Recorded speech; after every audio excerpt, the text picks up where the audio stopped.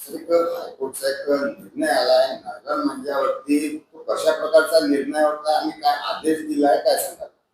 हो नमस्कार.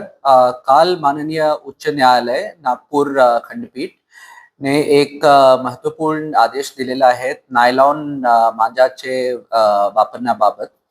हायकोर्टने अशा आदेशित केलेल्या आहेत की जर काही ट्रेडर्स किंवा दुकान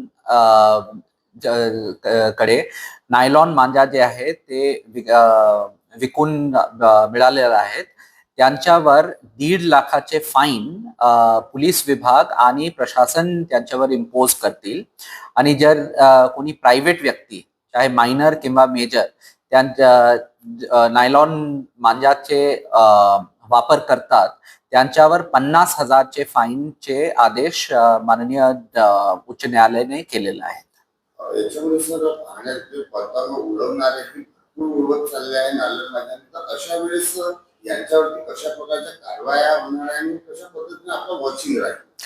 नागपूर ग्रामीण पोलिसांतर्फे ऑलरेडी बरेचसे कारवाई नायलॉन मांजावर झालेला आहेत. त्या सोडून प्रत्येक पोलीस स्टेशन मध्ये आम्ही स्पेशल स्क्वॉड्स पण क्रिएट केलेला आहेत जे नायलॉन मांजावर आणि नायलॉन मांजाचे वापरवर एक स्ट्रॉंग नजर राहणार आहेत. आणि जे दोषी आम्हाला सापडला तर त्यांच्यावर फाईनची कारवाई आम्ही करू. याच्यामध्ये सर एक पाहण्यात येत आहे की आपलेही काही अधिकारी कुठेतरी सपोर्ट करतात. अशा अधिकाऱ्यांवरती कुठल्या प्रकारच्या कारवाया होतील आणि कशा हे राहील? आतापर्यंत नागपूर ग्रामीण